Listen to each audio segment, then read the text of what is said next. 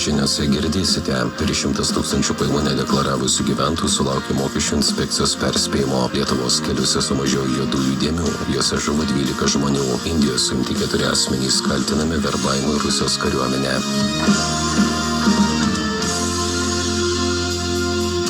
Ekstra FM eteryje žinios. Valstybinė mokesčių inspekcija informuoja, kad gyventojams, kurie turėjo, tačiau nepateikė pajamų deklaracijos, pradėjo siųsti priminimus. Pirmieji jų sulaukė 24 000 gyventojų, kurie praeisiais metais vykdė individualią veiklą. Priminimai bus siunčiami dalimis per elektroninę deklaravimo sistemą. Iš viso pajamas deklaruoti dar turi 113 000 gyventojų.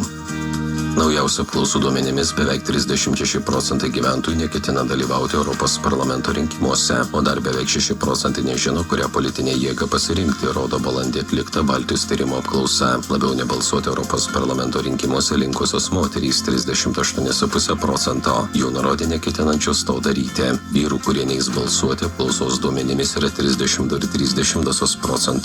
Apklausa taip pat parodė, kad didžiausias balsuoti neketinančių respondentų skaičius jaunimo nuo 18 iki 29 metų grupėje 41,7%.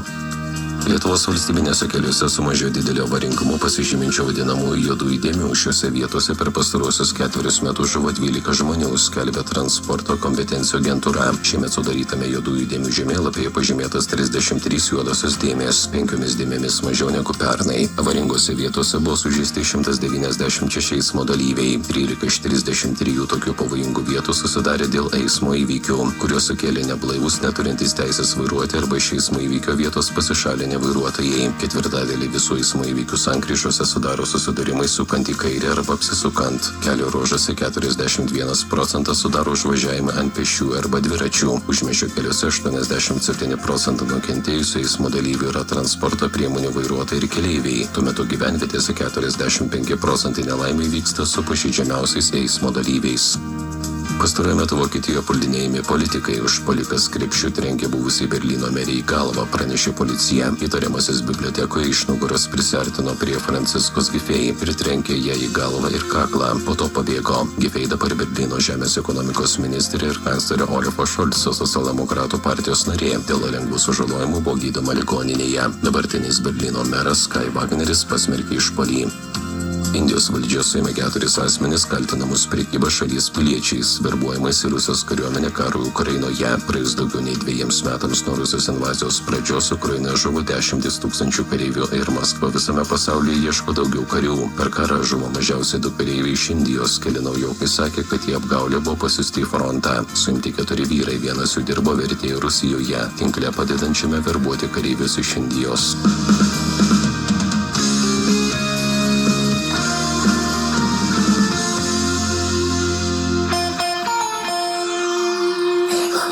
Prognozę pristato Rubisolis. Ketvirtadienį kai kur trumpai palis, temperatūra šils iki 10-15 laipsnių. Penktadienį daug kur palis, temperatūra naktį nuo 3 iki 8 laipsnių šilumos. Dirvos paviršių kai kur šalnos iki 3 laipsnių. Dieną nuo 10 iki 15 laipsnių šilumos. Šeštadienį lietaus tikimybė maža, temperatūra naktį nuo 1 iki 6 laipsnių šilumos. Dirvos paviršiuje daug kur šalnos iki 4 laipsnių. Dieną nuo 11 iki 16 laipsnių šilumos. Vėdinimas yra svarbu. Vėdinimas yra labai svarbu. Rekuperacija skamba kažkaip sudėtingai, brangiai, gal net pavėluotai. Mini rekuperatoriai nėra nei sudėtinga, nei brangu ir niekada nevėlu. Kokį mini rekuperatorių pasirinkti, kiek jų reikėtų, kiek kainuos ir kur montuoti?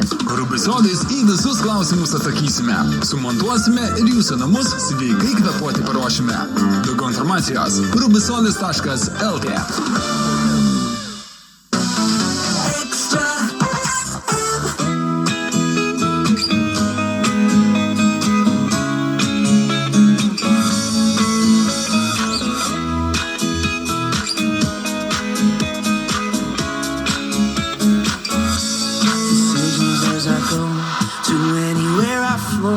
Sometimes I believe, at times I'm rational. I can fly high, I can go low. Today I got 1 million, tomorrow I don't know.